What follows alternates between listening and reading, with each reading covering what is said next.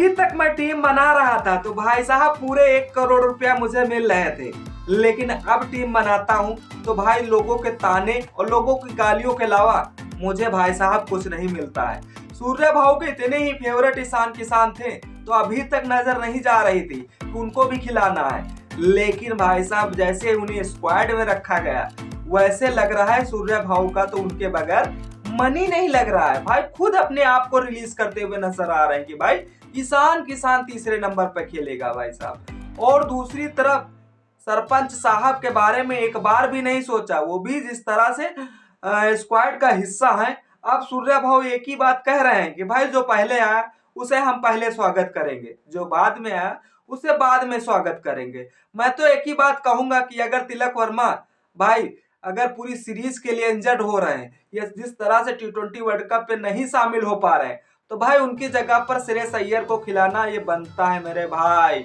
नमस्कार दोस्तों, सटीक क्रिकेट न्यूज में आप सभी का स्वागत है, अभिनंदन है। आपका काम है वीडियो को लाइक करना, चैनल को सब्सक्राइब करना है और बहुत ज्यादा पसंद आ जाए तो शेयर कर देना।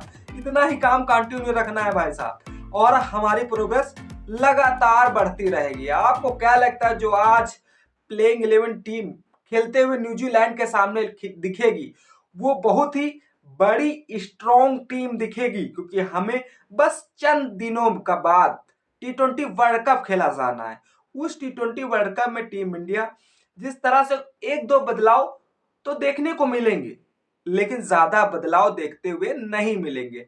हाँ, ये सब का बांध जो टूट रहा है कि भाई साहब हार्दिक और जसप्रीत बुमराह की वापसी हो रही है, ये हमारे लिए सबसे बड़ी खुशखबरी की बात है, क्योंकि वनडे में हमने जिस तरह से ना तो हार्दिक का सिलेक्शन किया था और ना तो जस्सी भाई का सिलेक्शन किया था, तो हमें एहसास भी हो गया, उनकी कमियां दिख भी रही थी, क्योंकि हमारे बॉलर खास प्रदर्शन नहीं कर पा रहे थे। बल्ले से रन तो बन जा रहे थे लेकिन हमारे बॉलर वो प्रदर्शन नहीं कर रहे। जस्सी भाई की याद थोड़ी थोड़ी सता रही थी, लेकिन हमारे पर जब बोर्ड जैसा एग्जाम हो तब हमें जिस तरह से टेस्ट में नहीं रोते भाई साहब, वही टीम इंडिया कर रही थी कि भाई अगर हम न्यूजीलैंड से सीरीज गवा भी देंगे तो भाई इससे फर्क नहीं पड़ने वाला, भले न्यूजीलैंड की टीम भाई बी हो या सी हो, उससे टीम इंडिया का रत्ती भर फर्क नहीं पड़ना। लेकिन इमेज थोड़ी सी डाउन होती है कि यार भाई न्यूजीलैंड की सी टीम आकर टीम इंडिया ए को हरा जाए, ये कैसे संभव हो सकता है। चलिए उसके बाद बात करेंगे। दूसरी तरफ आज जो T20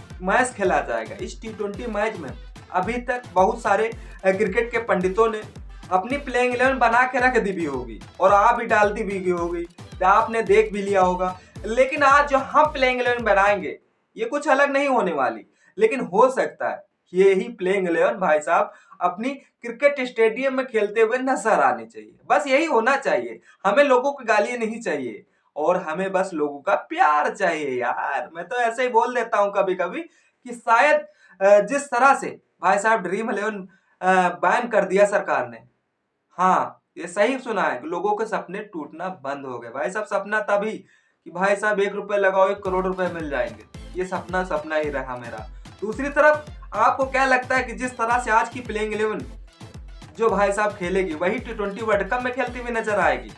कितने लोग एग्रेसिव करते हैं भाई साहब, इस बात से कमेंट सेक्शन खुला है, कमेंट जरूर करिएगा। मुझे लगता है एक दो बदलाव तो भाई मांगेंगे, क्योंकि जिस तरह से अब वाशिंगटन सुंदर की जगह रवि बिश्नोई को खिलाया गया है और दूसरी तरफ भाई तिलक वर्मा की जगह श्रेयस अय्यर को शामिल किया गया है T20 मैच के लिए। न्यूजीलैंड से जो 5 श्रृंखला खेली जानी उसे आज पहली श्रृंखला की शुरुआत है, बस कुछ चंद घंटों के बाद शुरुआत हो जाएगी। उससे पहले जो T20 की टीम अनाउंसमेंट होगी या टीम प्लेइंग 11 फाइनल खिलाते हुए नजर आएंगे सूर्य भाऊ। अब देखना यह होगा किसान किसान भाई साहब वर्षों हो गए किसान किसान इंटरनेशनल मैच में भाई साहब खेलते हुए नजर नहीं आ रहे थे। उन्हें आईपीएल में लोग इतनी तवज्जो नहीं दे रहे थे कि भाई उनकी जितनी तवज्जो होनी चाहिए। भाई एक बैटर जब 11 से 10 करोड़ के बीच में खरीदा जाए तो उसकी वैल्यू हमें अनुभव हो सकता था कि भाई ईशान किसान की वैल्यू क्यों गिरती चली जा रही, क्योंकि वो इंटरनेशनल मैच नहीं खेल रहे थे मेरे भाई। क्या सूर्य भाव को यही खल गया है कि भाई साहब अब इसको मैदान में लाओ? सरपंच साहब तो था ही है, सरपंच साहब वनडे तो खेलते हुए नजर आ ही रहे थे, लेकिन ईशान किसान ने भाई साहब 2023 में जो ओडीआई वर्ल्ड कप हुआ था उसमें भाई साहब बहुत योगदान दिया था, बहुत बल्ले से रन बनाए थे, लेकिन उसके बावजूद जैसे साउथ अफ्रीका की सीरीज होती है उसमें से भाई साहब गायब हो जाते हैं। तब से भाई साहब अब उनका सिलेक्शन हो रहा है। चलिए ओपनिंग जो हमारी जोड़ी रहेगी वो संजू सैमसन तो अब कहीं नहीं जाने वाले। संजू सैमसन अब फिट हो गए हैं। उनकी जगह पर जगह लोगों ने काटने की कोशिश की और उनकी जगह पर दूसरे प्लेयर को घुसेरने की कोशिश की, लेकिन ये सब भाई साहब संभव नहीं हो पाया है। हाँ, उनकी जगह आप एकदम परफेक्ट बन गई ओपनिंग बताओ। तो दूसरी तरफ जिस तरह से अभिषेक शर्मा ओपनिंग उनके साथ करते हुए नजर आएंगे, अब जो 3 नंबर का संशय बना हुआ था कि भाई 3 नंबर पे तो सूर्या भाऊ आते हैं, लेकिन तिलक की वजह से सूर्या भाऊ अपना पायदान खिसका लिए थे 4 नंबर के लिए। लेकिन अब जब तिलक वर्मा भाई 3 मैचों के लिए इंजर्ड है, अभी पूरी तरीके से फिट नहीं है, तो उनकी जगह पर जिस तरह से उनकी जगह पर ईशान किशन को खिलाएंगे रे सूर्य कुमार यादव। हाँ, जरूरी भी है यार, ईशान किशन काफी दिनों से खेल नहीं थे, लेकिन एक बार भी नहीं सोचा हमारे सरपंच साहब के बारे में, जरा उनको भी मौका दे दिया जाता। चलिए, ये फ्यूचर की तैयारी की जा रही है सूर्या भाऊ की तरफ से। अब देखना यह होगा कि T20 वर्ल्ड कप में भाई साहब सूर्या फॉर्म देखना चाहते हैं, ईशान किशन किस फॉर्म में है। भाई साहब मैं तो एक ही बात कहूंगा कि अगर तिलक वर्मा 3 मैचों के बाद आ रहे हैं चौथे मैच में, तो भाई साहब ईशान किशन को खिला लो या उनकी जगह पर रिंकू सिंह को खिला लो। लेकिन अगर तिलक वर्मा भाई साहब नहीं आ रहे तो भाई श्रेयस अय्यर को जगह दे दो, उनकी जगह खिला लो। भाई साहब आपकी सजेशन, ये हमारी राय कैसी लगी कमेंट सेक्शन खुला, कमेंट जरूर करिएगा। अब देखना होगा, सूर्या भाऊ ने तो कंफर्म कर दिया कि ईशान किशन 3 नंबर पे खेलेंगे। चौथे नंबर पे हमारे कप्तान सूर्य कुमार यादव आ जाते हैं, जो भी काफी योगदान उनका रहा, जो पहले अपने से दर्जा पहले दे रहे हैं ईशान किशन को। ये सबसे बड़ी सोचने वाली बात है कि है एक हमारा कप्तान है जो भाई खुद उस नंबर को हटाकर भाई उनकी जगह ईशान किशन को दे रहा। फिर अक्षर पटेल आ जाते हैं, अक्षर पटेल, फिर उसके बावजूद हार्दिक पांड्या भी एंट्री लेने वाले हैं। भाई साहब हम बड़ा अफसोस कर रहे थे कि भाई हार्दिक पांड्या को ओडीआई में क्यों नहीं खिलाया जा रहा है। टेस्ट से इनकार कर रहे हैं, लेकिन ओडीआई तो भाई खिलाना बनता था। हाँ, उनकी जगह पर अक्षर पटेल को भी इग्नोर कर रहे थे, उनकी जगह भाई वाशिंगटन सुंदर को खिलाया जा रहा था।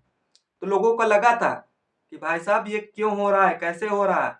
फिर जिस तरह से रिंकू सिंह को भी हमने स्क्वाड में जारी कर लिया है भाई साहब। फिर लगता है शिवम दुबे भी खेलते हुए नजर आएंगे, जसप्रीत बुमराह, अर्शदीप सिंह, वरुण चक्रवर्ती, ये हमारी फाइनल प्लेइंग 11 देखते हुए नजर आएगी। आपको क्या लगता है इसमें कितना बदलाव दिखेगा?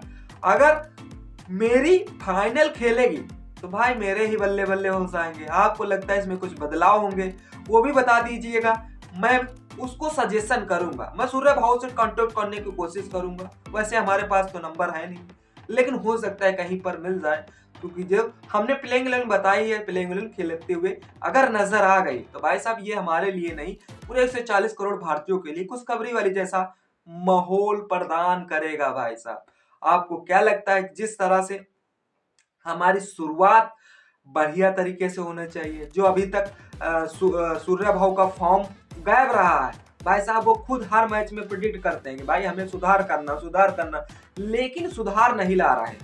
अब क्या लगता है जो 5 T20 मैच खेले जा रहे, इसमें सूर्या भाऊ सुधार कर पाएंगे? कमेंट सेक्शन खुला, कमेंट करिएगा जरूर। तब तक के लिए जय हिंद, जय भारत।